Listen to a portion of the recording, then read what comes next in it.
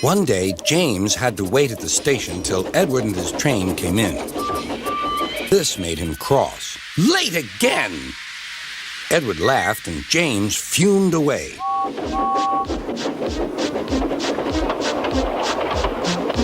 After James had finished his work, he went back to the yard and puffed onto the turntable.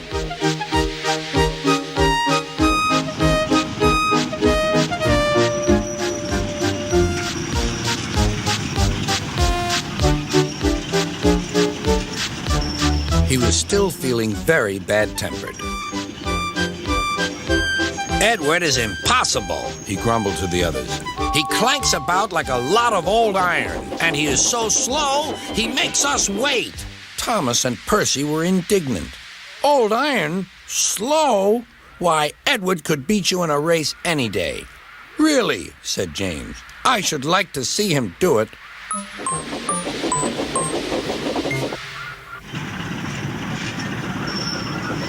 Next morning, James's driver was suddenly taken ill. He could hardly stand, so the fireman uncoupled James ready for shunting. James was impatient. Suddenly, the signalman shouted. There was James puffing away down the line. All traffic halted, called the signalman. Then he told the fireman what had happened. Two boys were on James's footplate fiddling with the controls. Phew!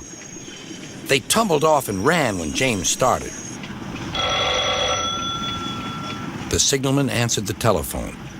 Yes? He's here. Right. I'll tell him.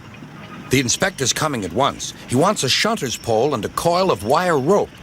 What for? Wondered the fireman. Search me, but you'd better get them quickly. The fireman was ready when Edward arrived.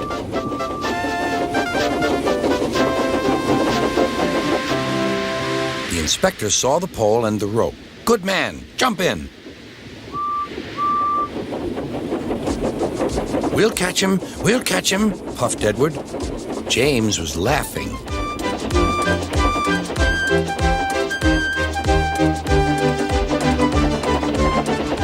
What a lark, what a lark, he chuckled to himself.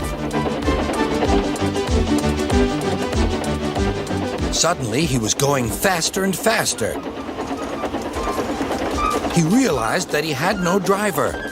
What shall I do? I can't stop. Help! Help! We're coming, called Edward.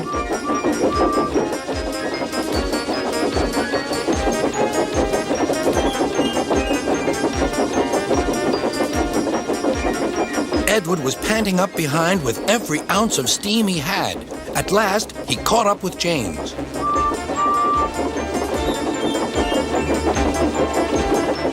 Steady, Edward, called his driver. The inspector stood on Edward's front, holding a noose of rope and the crook of the shunter's pole. He was trying to slip it over James's buffer.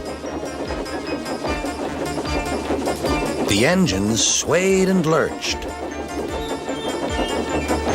At last, got him, he shouted. He pulled the noose tight. Gently braking, Edward's driver checked the engine speed, and James's fireman scrambled across and took control. So, the old iron caught you after all, chuckled Edward. I'm sorry, whispered James. Thank you for saving me.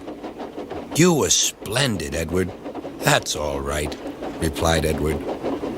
The engines arrived at the station side by side. Sir Topham Hatt was waiting.